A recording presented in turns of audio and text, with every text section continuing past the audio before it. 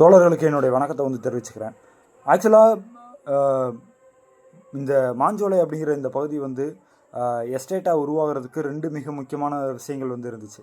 அதைத்தான் ஒரு பரிசு, ஒரு கொலை, ஒரு ஒப்பந்தம் அப்படிங்கிற இந்த பகுதியில் ராபர்ட் சந்திரகுமார் சொல்கிறாப்புல.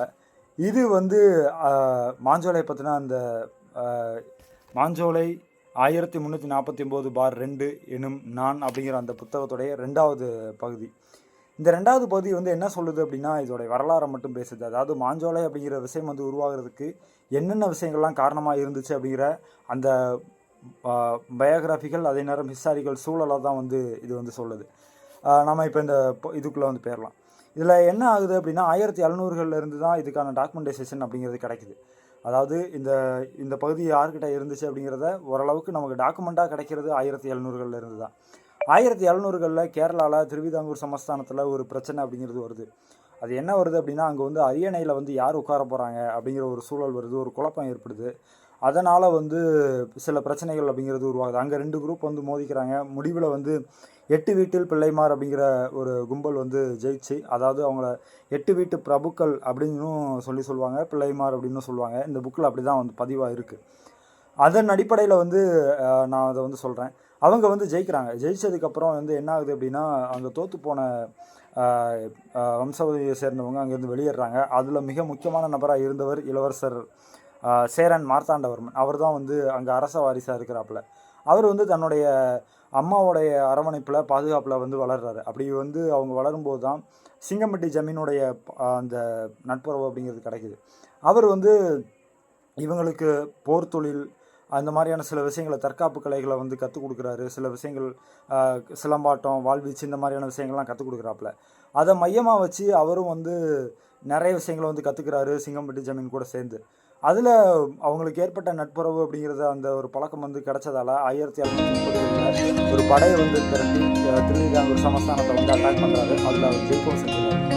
அதில் என்னதான் அவர் ஜெயித்தாலும் அதில் சிங்கம்பட்டி ஜமீனுடைய வாரிசு ஒருத்தர் இறந்து போகிறாங்க. அது மிக முக்கியமான ஆண் வாரிசு இறந்து போகிறதால இவருக்கு என்ன ஆயிருக்கு அப்படின்னா, அதாவது சேரன் மார்த்தாண்டவர்மன் என்ன ஆயிருக்கு அப்படின்னா, நம்மளால தான் இவர் இறந்து போகிறாரு அப்படின்னு சொல்லிட்டு 74,000 ஏக்கர், கிட்டத்தட்ட திருநெல்வேலி மாவட்டத்தில் ஒரு மிக முக்கியமான பகுதிகளெலாம் சேர்த்து அம்போசாமுத்திரத்தில் இருந்து அதை ஒட்டிக்கூடிய நிறைய பகுதிகளை வனப்பகுதி எல்லாமே சேர்த்து ஜமீன்தாருக்கு கொடையாக கொடுத்துருக்கு. அது 74,000 ஏக்கரை ஃப்ரீயாக போரில் எனக்கு உதவி செஞ்சீங்க அப்படிங்கிற ஒரு விஷயத்தால், அதே நேரம் உங்கள் வாரிசை எனக்காக இழந்துட்டீங்க அப்படிங்கிற ஒரு விஷயத்தாலையும் சேர்த்து அவர் கொடுத்துட்றாங்க. அன்னையிலேருந்து அந்த எஸ்டேட்டுக்கு பேர் என்ன இருந்துச்சு அப்படின்னா, சிங்கம்பட்டி எஸ்டேட் அப்படிங்கிறது தான். அப்படி தான் அரசு ஆவணங்களில் தொடர்ச்சியாக சீல் வச்சு, அதாவது ரிஜிஸ்ட்ரேஷன் பண்ணி அப்படி அது ஏறக்குறைய சிங்கம்பட்டி ஜமீன் அப்படிங்கிற ஒரு பாளையம் கூட. அது பிரிட்டிஷ்க்கு முன்னாடியே இந்த விஜயநகர பேரரசு வந்த காலகட்டத்திலேயே, மதுரை நாயக்கர்களுடைய காலகட்டத்திலே ஒரு மிக முக்கியமான ஒரு பாளையமாக இருந்துச்சு. மதுரை நாயக்கர்கள் உருவாக்கின பாளையங்களில் அந்த 72 பாளையங்கள் சொல்லுவாங்க. அந்த 72 பாளையங்களே மிக முக்கியமாக பாளையமாக இருந்தது சிங்கம்பட்டி ஜமீன் தான். அது எந்த அளவுக்கு மிக பெருசாக மிக முக்கியமானதாக இருந்துச்சு அப்படின்னா, அதுக்குள்ள அதோடைய ஆட்சி வரம்புக்குள்ள 24 பாளையங்கள் இருந்ததாக செய்தி. அப்போது இது கொடுத்ததுக்கப்புறம் அந்த பாளையத்தோடைய அதிகாரம் அப்படிங்கிறது இன்னும் அதிகமாக போணுச்சு. இது ஒரு பரிசு அப்படிங்கிற ஒரு பகுதிக்குள்ளே வரக்கூடியது. இதில் ஒரு கொலை அப்படிங்கிறது விஷயம் என்ன அப்படின்னா, கரெக்டாக 15/10/1919 இப்போதைய தேனாம்பேட்டையை ஒட்டி இருக்கக்கூடிய ஒரு பகுதியில் ஒரு கொலை நடக்குது. அதில் சம்மந்தப்பட்டவங்க, அதாவது கொலை செய்யப்பட்டவங்க ஒரு பிரிட்டிஷ்காரர் அப்படின்னா, அவர் பேர் கிளெமெண்ட் தியோடர் ரெட்பிளிக் ஒல்ட்ரிச் அப்படிங்கிற ஒரு பேர் தான், பெரிய பேராக வரும். இதுதான் சுருக்கமாக அந்த பேர் தான். அதில் சிங்கம்பட்டி ஜமீன் அவருடைய வாரிசான தென்னாட்டு புலி அப்படிங்கிற நல்லக்குட்டியும், சுப்பிரமணிய சங்கர தீர்த்தவதி அப்படிங்கிற கடம்பூர் ஜமீனுடைய வாரிசு சீனி வெள்ளாள சுப்பிரமணிய பாண்டிய தலைவர் அப்படிங்கிற நபரும் சம்மந்தப்படுறாங்க. அதாவது இவங்க 2 பேரும் சேர்ந்து அவரை கொன்னுடுறாங்க. அப்போது என்ன ஆகுது அப்படின்னா, அவங்கள கோர்ட்டில் விசாரிக்கிறாங்க. விசாரிக்கும் போது சிங்கம்பட்டி ஜமீன் அதிலிருந்து அவர் இல்லை, இதில் நான் அப்ரூவர் ஆகிக்கிறேன், இவன் தான் கொன்னான் அப்படின்னு சொல்லிட்டு கடம்பூர் ஜமீன் மீது மாற்றி விட்டுருவாப்புல. அப்படி மாற்றி விட்டதால் ஆட்சி அந்த அதிகாரம் சார்ந்த சூழல் எல்லாமே, அதாவது எவிடன்ஸ் எல்லாமே கடம்பூர் ஜமீனை நோக்கி நகருது. அதுக்கு அவங்க வந்து மிக முக்கியமாக என்ன வாதம் வைக்கிறாங்க அப்படின்னா, அங்கே அதாவது அந்த கொலை நடந்த இடம் அப்படிங்கிறது அரசர்களும் ஜமீன்தார்களும் படிக்கக்கூடிய ஒரு மிக முக்கியமான கல்லூரி. அதோட பேர் வந்து நியூங்டன் கல்லூரி அப்படிங்கிறது. அது வந்து இன்றைக்கி வந்து தேனாம்பேட்டை அருகில் இருக்குது அப்படிங்கிறாங்க.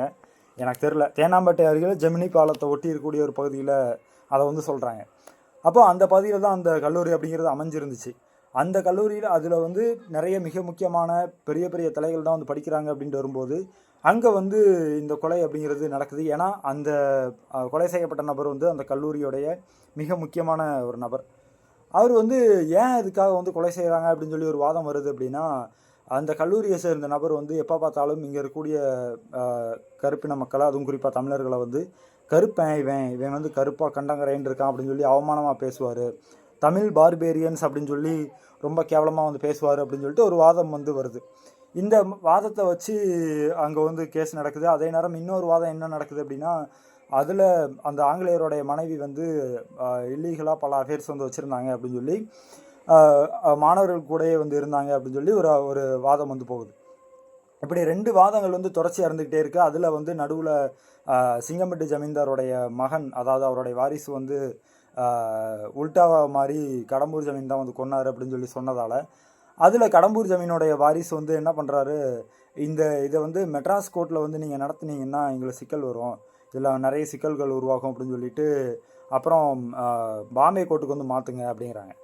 அதுக்கப்புறம் பாம்பே கோர்ட்டில் வந்து கேஸ் போகுது. அந்த கேஸில் வந்து என்ன ஆகுது அப்படின்னா, 2 பேருமே வந்து விடுதலை செய்யப்பட்டுறாங்க. யாருக்கும் வந்து தண்டனை அப்படிங்கிறது கொடுக்கப்படலை. அது வந்து இன்னைக்கு வரைக்கும் ஒரு ஒரு ஒரு மிஸ்டீரியஸான ஒரு விஷயமாக தான் இருக்குது. அதாவது கொலையாளிகள் அப்படின்னு சொல்லி அணுகப்பட்ட நபர்கள் வந்து கொலை குற்றத்துக்கு சம்மந்தப்படாதவங்களா கோர்ட் வந்து அறிவிக்கிறாங்க. அறிவித்ததால் அவங்க விடுதலையும் செய்யப்படுறாங்க. அப்போ அந்த கொலையை செஞ்சது யார் அப்படின்னு சொல்லி இன்றைக்கு வரைக்கும் அது ஒரு கொஸ்டின் மார்க்காக தான் வந்து இருக்குது. அதை நீங்கள் அது வந்து ஒரு ஃபேமஸான கேஸும் கூட, அதை நீங்கள் ஆன்லைனில் கூட செக் பண்ணி பார்த்துக்கலாம். அந்த கேஸுக்கு வந்து இன்றைக்கு வரைக்கும் முடிவுரை அப்படிங்கிறது கிடைக்கல. இது வந்து என்ன சூழலை உருவாக்குது அப்படின்னா, சிங்கம்பட்டி ஜமீன்தாரோடைய மகனுக்கு வந்து ஏறக்குறைய அப்போவே ஏறக்குறைய 3 லட்சம் ரூபாய்க்கு மேலே அந்த பெரிய ஒரு தொகையை வந்து செலுத்தி தான் அந்த வழக்கை வந்து நடத்த வேண்டிய சூழலை வந்து உருவாக்கிடுது.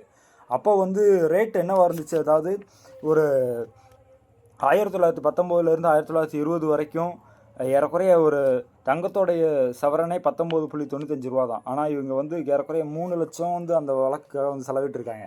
அப்படி இருக்கும்போது என்ன ஆயிடுச்சு அப்படின்னா, அவருக்கு வந்து கடன் சுமை அப்படிங்கிறது அதிகமாகிடுது. அதனால் த பாம்பே பும்ரா ட்ரேடிங் கார்பரேஷன் பிரைவேட் லிமிடெட் அப்படிங்கிற அந்த பிபிடிசி நிறுவனத்துக்கு 18/1/1927 ஒரு உடன்படிக்கையை வந்து செஞ்சு கரெக்டாக அது வந்து 99 வருஷத்துக்கு வந்து அப்படி வந்து பண்ணிடுங்க அப்படின்னு சொல்லி ஒரு குறிப்பிட்ட அமௌண்ட்டை வந்து நிர்ணயித்து அந்த இதை வந்து ஒப்பந்தத்தையும் போட்டுறாரு. அது எவ்வளோ அமௌண்ட் வந்துச்சு அப்படின்னா ஏறக்குறைய 2.5 லட்சத்துக்கிட்ட. இப்படி வந்து ஒரு பெரிய கடன் சுமை வந்து வந்துடுது. அந்த கடன் சுமையை ஈடுகட்டணுங்கிறதுக்காகத்தான் அந்த பிபிடிசி நிறுவனத்துக்கு அவர் வந்து ஒப்பந்தம் மூலியமாக வந்து போட்டு கொடுக்குறாரு. அதில் வந்து ஒரு குறிப்பிட்ட அமௌண்ட்டை வந்து அவர் வாங்கிக்கவும் செய்கிறாப்புல. அதுக்கப்புறம் என்ன ஆயிடுது அப்படின்னா, பிரிட்டிஷ் வந்து இந்தியா விட்டு போகிறாங்க. அதாவது சுதந்திரத்தை நோக்கி இந்தியா வந்து போகுது. 47 வந்து சுதந்திரமானதுக்கப்புறம் அது வந்து தமிழ்நாடு கவர்மெண்ட்டுக்கு கீழே வந்துடுது. 1948 அது வந்து மொத்தமாக தமிழ்நாடு கவர்மெண்ட்டுக்கு கீழே வருது. அப்போ வந்து என்ன ஆகுது அப்படின்னா, அந்த நிறைய பகுதிகள், குறிப்பாக சிங்கம்பட்டி ஜமீனர் அந்த அந்த ஏக்கர் பகுதிகள் எல்லாமே வந்து தமிழ்நாடு கவர்மெண்ட்டுக்கு கீழே வருது. அவங்க என்ன பண்ணுறாங்க, ஒரு ஏக்கருக்கு வந்து ₹1 அப்படின்னும் 12 ஆனா அப்படிங்கிற ஒரு தொகையை வந்து நிர்ணயித்து, இதை வச்சு நீங்கள் வந்து ஒவ்வொரு வருஷத்துக்கும் வந்து நீங்கள் கட்டணும் அப்படின்னு சொல்லி ஒரு குறிப்பிட்ட அளவை வந்து நிர்ணயிக்கிறாங்க. அந்த நிர்ணயத்தை வந்து வச்சுட்டு தான் பிபிடிசி நிறுவனம் அப்படிங்கிறது ஏறக்குறைய 100 வருஷம் அந்த எஸ்டேட்டை வந்து முழுமையாக நிர்ணயிக்குது.